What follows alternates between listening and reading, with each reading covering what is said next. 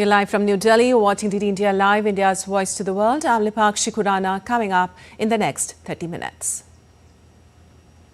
India's former Prime Minister and face of 1991 economic reforms, Manmohan Singh, passes away at 92. 7-day national mourning announced. Prime Minister Modi calls him one of India's most distinguished leaders. President Mourns leads the nation in mourning. PM Modi says he left a strong imprint on economic policy. US lauds his contribution in firming up US-India strategic partnership. South Korea's opposition files an impeachment motion against acting President Han Duck-soo. Vote in favor of 3 nominees of Constitutional Court judges. 6 people killed as Israel strikes Houthi targets in Yemen, including in Sana'a airport, where WHO chief was about to board plane. UN chief calls Israeli strikes alarming. And in cricket, Indian players sport black armbands to mourn the loss of former Prime Minister Manmohan Singh. Bowlers' hunt for wickets continues on day 2 of Boxing Day test.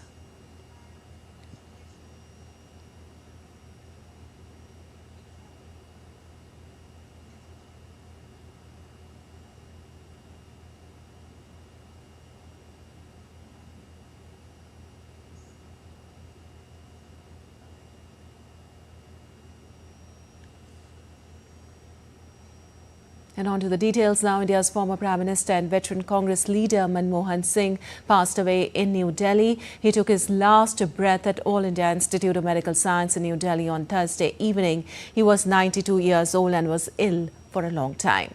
A distinguished economist and statesman, Manmohan Singh served 2 consecutive terms as Prime Minister, leading a coalition government under the Congress-led United Progressive Alliance from 2004 to 2014.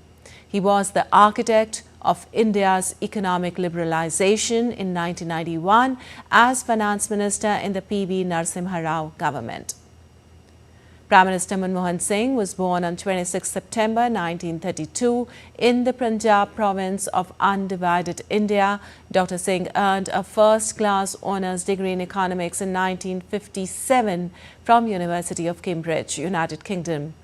He also completed DPhil in economics from Nuffield College at Oxford University in 1962.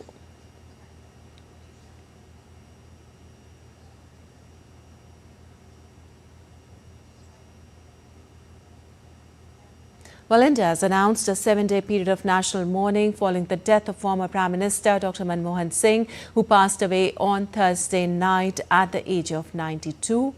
All government programs scheduled on Friday have been cancelled. National mourning of 7 days declared. Cabinet to meet at 11 a.m. Last rites to be conducted with full state honours. And now let's look at Manmohan Singh profile. A distinguished economist and statesman, Manmohan Singh served 2 consecutive terms as Prime Minister, leading a coalition government under the Congress-led United Progressive Alliance from 2004 to 2014. He was the architect of India's economic liberalization in 1991 as Finance Minister in the P.V. Narasimha Rao government. Prime Minister Manmohan Singh was born on 26 September 1932 in the Punjab province of undivided India. Dr. Singh earned a first-class honours degree in economics in 1957 from University of Cambridge, United Kingdom. He also completed DPhil in economics from Nuffield College at Oxford University in 1962. In 1971, Dr. Singh joined the Government of India as Economic Advisor in the Commerce Ministry. This was soon followed by his appointment as Chief Economic Advisor in the Ministry of Finance in 1972.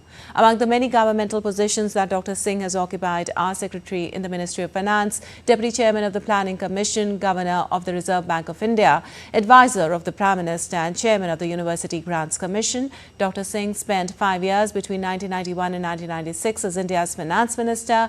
His role in ushering in a comprehensive policy of economic reforms is now recognized worldwide. Many awards and honors conferred upon Dr. Singh in his public career. Dr. Singh was conferred with India's second highest civilian honor, the Padma Vibhushan, in 1987.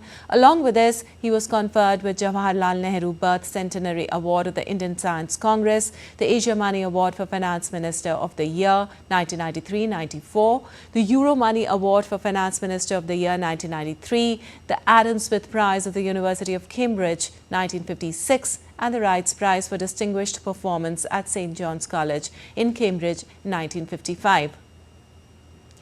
Dr. Singh had represented India at many international conferences and in several international organizations. He also led Indian delegations to the Commonwealth Heads of Government meeting in Cyprus and to the World Conference on Human Rights in Vienna in 1993.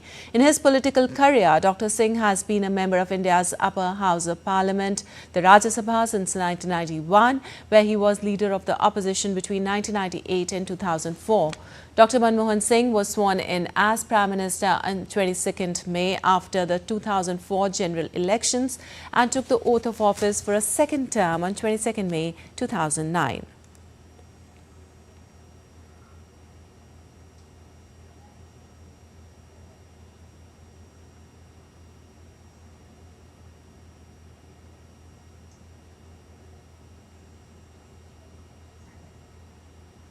Well, India's President Draupadi Murmu condoled the demise of former Prime Minister Dr. Manmohan Singh. She expressed her grief on X, writing, "Former Prime Minister Dr. Manmohan Singh ji was one of those rare politicians who seamlessly bridged the worlds of academia and administration.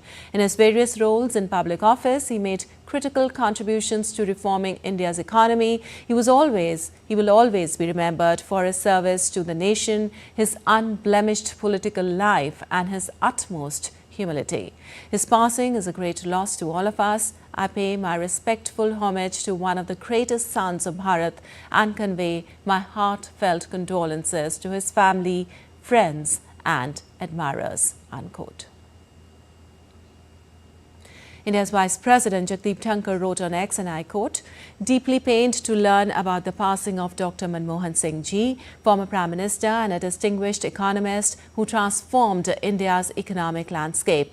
His profound understanding of economy, gentle demeanor, and unwavering commitment to India's progress will forever be etched in my memory. In Dr. Singh's passing, India has lost a leader of towering intellect and a statesman par excellence. His legacy will forever guide Bharat's growth trajectory." Unquote. And India's Prime Minister Narendra Modi expressed grief on demise of former Prime Minister Dr. Manmohan Singh and shared his condolences on social media platform X. As India mourns the loss of one of its most distinguished leaders, Dr. Manmohan Singh ji. Rising from humble origins, he became a respected economist and held various important government positions, including that of finance minister, where he left a lasting impact on our economic policy. His interventions in Parliament were insightful and valuable. As Prime Minister, he made extensive efforts to improve the lives of the people." Unquote. Also taking to X, Prime Minister Modi further wrote, "Dr. Manmohan Singh ji and I interacted regularly when he was Prime Minister and I was the Chief Minister of Gujarat. We would have extensive deliberations on various subjects relating to governance. His wisdom and humility were always visible. In this hour of grief, my thoughts are with the family of Dr. Manmohan Singh ji, his friends, and countless admirers. Om Shanti." Unquote. The Speaker of the lower house of Indian Parliament, Lok Sabha, Om Birla, also expressed his condolences on the social platform X, writing, and I quote, "The demise of former Prime Minister Dr. Manmohan Singh ji is extremely sad. Apart from being an eminent economist and an enlightened politician, he'll always be remembered for his gentle and simple demeanor. As an efficient administrator, finance minister and prime minister, he served the nation for decades. My condolences are with Dr. Singh's family in this hour of grief. I pray to God to grant a place for his departed soul at his feet and give strength to the bereaved family and the nation, unquote. And condoling the demise of former Prime Minister Manmohan Singh, India's Minister of Home Affairs Amit Shah wrote on X, and I quote, "The news of the demise of former Prime Minister Dr. Manmohan Singh is extremely sad. From being the Governor of the Reserve Bank of India to the Finance Minister of the country, and as the Prime Minister, Dr. Manmohan Singh played an important role in the governance of the nation. I express my condolences to his family and supporters in this hour of grief. May Vaheguru grant peace to his soul and give strength to his family to bear this loss." And India's leader of opposition in the lower house, Lok Sabha, Rahul Gandhi, also expressed grief over the demise of former Prime Minister Dr. Manmohan Singh. He wrote, and I quote, "Manmohan Singh ji led India with immense wisdom and integrity. His humility and deep understanding of economics inspired the nation. My heartfelt condolences to Mrs. Kaur and the family. I've lost a mentor and guide. Millions of us who admired him will remember him with the utmost pride," unquote. Well, reactions are pouring in over the demise of former Prime Minister Manmohan Singh. Let's listen in. Doctor Manmohan Singh ji के निधन के बारे में जानकर बहुत गहरा दुख हुआ है। डॉक्टर मनमोहन सिंह जी इस देश में एक आर्थिक क्रांति लेके आए। डॉक्टर मनमोहन सिंह जी चाहे आरबीआई के गवर्नर रहे हों, वित्त मंत्री रहे हों या देश के प्रधानमंत्री 10 साल रहे हों, उन्होंने अपने व्यक्तित्व को इस तरह से देश के सामने रखा जैसे वो एक देश के सेवक हो। पाकिस्तान में जन्मे और भारत में आकर अपनी शिक्षा क्रांति के चलते उन्होंने देश की सबसे ऊंची पदवी पर पहुंचे, देश के प्रधानमंत्री के रूप में। बहुत ही अच्छे दिल के वो आदमी थे, बहुत ही सीधे साधे आदमी थे, लेकिन बहुत बड़े अभ्यासु थे, बहुत बड़े अर्थतज्ञ थे। उनका नाम पूरे देश भर में अर्थतंत्र के माध्यम से बहुत बड़ा नाम था। तो अचानक उनका जाना हमारे लिए, सभी लोगों के लिए दुख की बात है। He led a full life. It was a full life, extremely full life, and it was an extraordinarily distinguished life.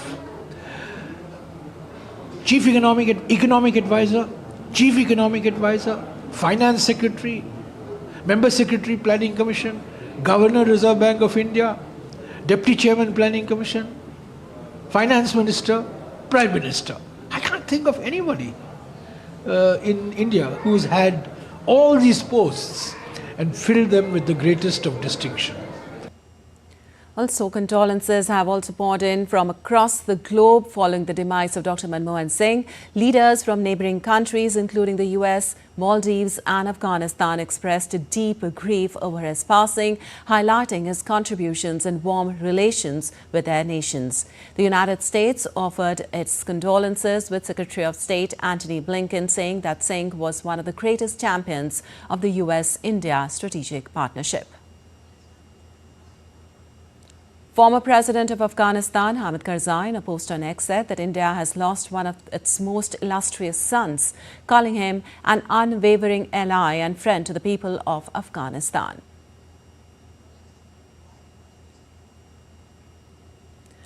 Former Maldivian President Mohammad Nasheed wrote X that he found the former Prime Minister as a benevolent father figure and a good friend of Maldives.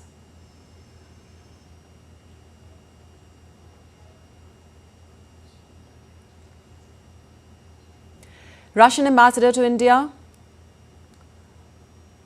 also poured in grief. And still to come in this edition of DD India Live.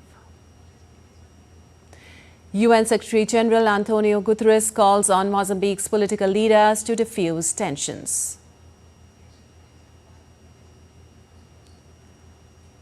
Russia welcomes Slovakia's proposal to host peace talks with Ukraine. And former world number 1 Simona Halep to skip upcoming Australian Open tournament.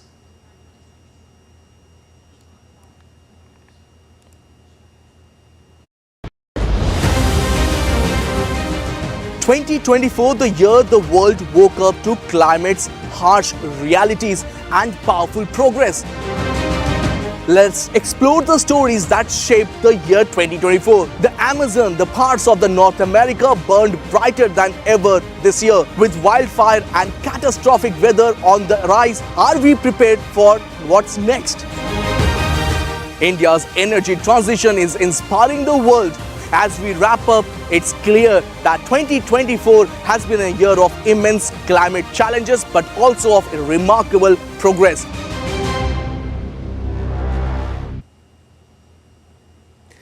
You're watching DD India Live. I'm Lipakshi Khurana, and moving on, South Korea's political crisis is far from over as the main opposition party introduced a bill to impeach acting President Han Duck-soo on Thursday. The decision came after Han announced that he will not appoint justices to the Constitutional Court. The voting will be held on Friday, and this move could deepen the country's constitutional crisis triggered by short-lived martial law. More in this report. South Korea's opposition on Thursday claimed that they filed an impeachment motion against acting President Han Duck-soo, and they will hold a vote on Friday. Leaders accused President Han of obstructing the constitutional process to remove his predecessor, President Yoon Suk-yeol, from the office. The decision came after Han announced that he will not appoint justices to the Constitutional Court until the rival parties agree for a political compromise. Prime Minister Han Duck-soo officially announced that he would not appoint a Constitutional Court judge, which is his constitutional duty. His statement effectively acknowledges himself not as an acting authority, but as an acting authority of treason. The opposition Democratic Party had threatened to impeach President Han if he does not appoint 3 justices to fill the vacancies at the Constitutional Court. Parliament voted in favor of 3 nominees on Thursday, but they have yet to be formally appointed by Han. However, South Korea's ruling People Power Party urged the opposition party to stop its attempts to impeach acting president. The Democratic Party's deluge and tsunami of impeachments has now gone beyond paralyzing the government to completely devastating state affairs. What the Democratic Party seeks to impeach today is not the acting president Han Duck-soo, but the government itself, the livelihoods of the public, diplomacy, and South Korea. South Korea fell in a political crisis when President Yoon Suk-yeol declared martial law on 3rd December. Yoon was stripped of his duties by Parliament on 14th December over the dramatic declaration. But a constitutional court ruling upholding the decision by lawmakers is necessary to complete the impeachment process. The court is, however, currently short of 3 judges. While it can go ahead with its 6 members on the bench, and a single dissenting vote would reinstate Yoon. At the same time, if the impeachment motion passed on Friday, Finance Minister Choi Sang-mok would step in as acting president. Aman Kumar Himanshu's report for DD India. While in the latest escalation in the conflict, Israel struck multiple targets linked to Houthis in Yemen, including Sana'a International Airport, leaving at least 6 people dead. In addition to striking the airport, the Israeli military said it also targeted military infrastructure at ports on Yemen's west coast and 2 power stations. Israeli Prime Minister Benjamin Netanyahu vowed to continue its mission until it was complete. Defense Minister Katz added that Israel will continue attacking Houthis to remove threats to the state of Israel. We have just seen a precise operation by the Israeli Air Force hitting specific Houthi targets in Yemen at the airport, at the port. As we said, whoever hurts Israel, we will hurt him. We will hunt down all the Houthi leaders, hit them as we have done elsewhere. No one will be able to escape Israel's long measure. We will attack them in order to remove threats to the state of Israel. Well, Israel's retaliatory strikes comes as Houthis have repeatedly attacked the country with drones and missiles since the start of the Israel-Hamas conflict in Gaza.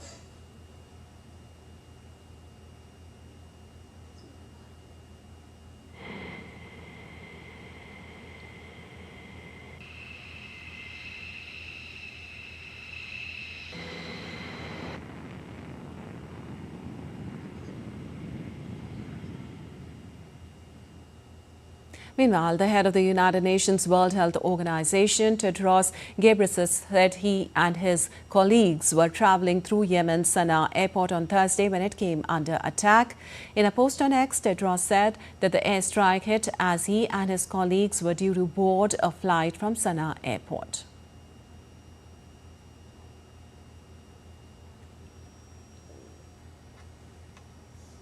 And the United Nations has expressed concerns over Israel's latest airstrikes in Yemen, warning of further regional escalation, with a spokesperson of the UN chief, Antonio Guterres, saying that the airstrikes on Yemen's Sana'a International Airport, the Red Sea ports and power stations were particularly alarming.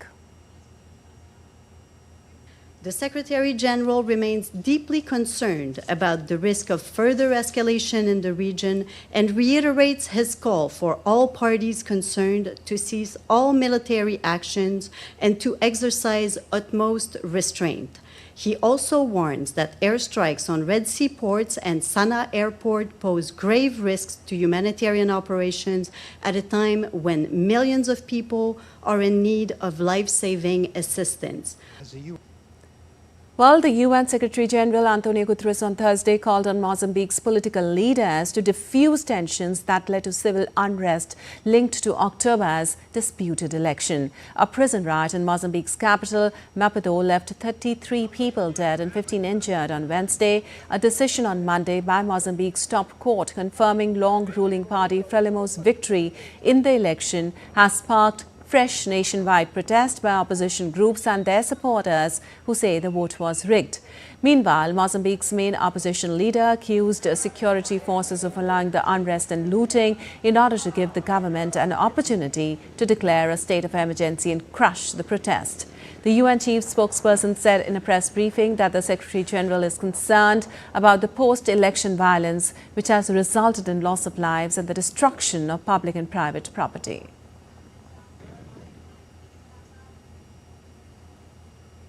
The Secretary General is concerned about the post-election violence which has resulted in loss of lives and the destruction of public and private property.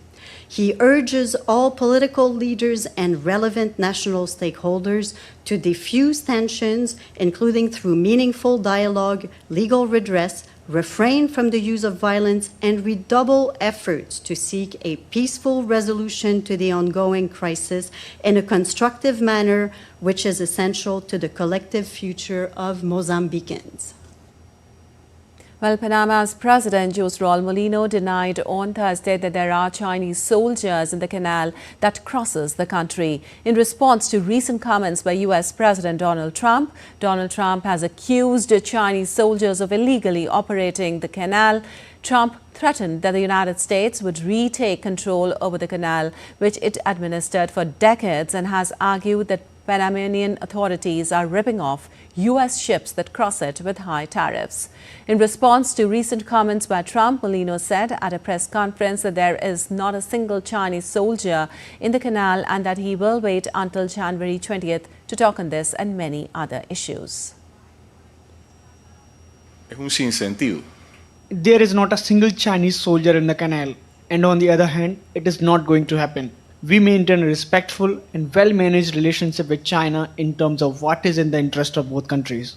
At this moment, Mr. Trump is not the president, nor does he have any government.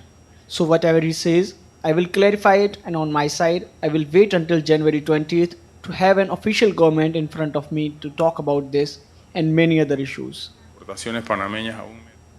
And moving on, Russian President Vladimir Putin attended a Eurasian Economic Union summit on Thursday. Amid talks of ceasefire in the Russia-Ukraine conflict, Putin said that Russia welcomes Slovakia's proposal to host peace talks with Ukraine, emphasizing Moscow's commitment to resolving the conflict. As for the place for talks, yes, Fico said if it comes to negotiations, they would be happy to provide their own country as a platform for such negotiations. We are not opposed if it comes to that. Why not? Since Slovakia takes a neutral position. In our opinion, this position is neutral and Slovakia as host for talks is an acceptable option for us. Well, Finnish authorities seized the Russian-owned ship Eagle S in the Baltic Sea on Thursday, suspecting it caused a major disruption to critical infrastructure. The ship, believed to belong to Russia's Shadow Fleet, allegedly damaged 4 undersea cables, 2 fiber optic links between Finland and Estonia, a third to China, and 1 connecting Finland to Germany. Authorities say an anchor from the Eagle S may be responsible for the damage, leading to the outage of the Estlink 2 power cable. The outage raises concerns about power supply during winter. NATO and the US are closely monitoring the situation, underscoring the importance of international cooperation to safeguard vital undersea infrastructure.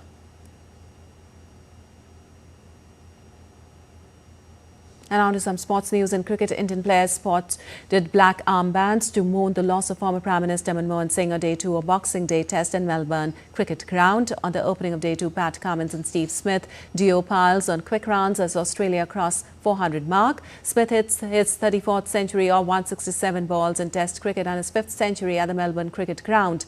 Later, Jadeja removed Cummins, breaking the 112-run partnership with Smith. India bowlers looked perplexed as they continue to hunt for wickets. At lunch, Australia is 454 for the loss of 7 wickets. Early on Day 1, Australia reached 311 runs for the loss of 6 wickets at stumps, which were aided by teenage opener Sam Costes, who stole the show on his debut, blasting 60 of 65 balls.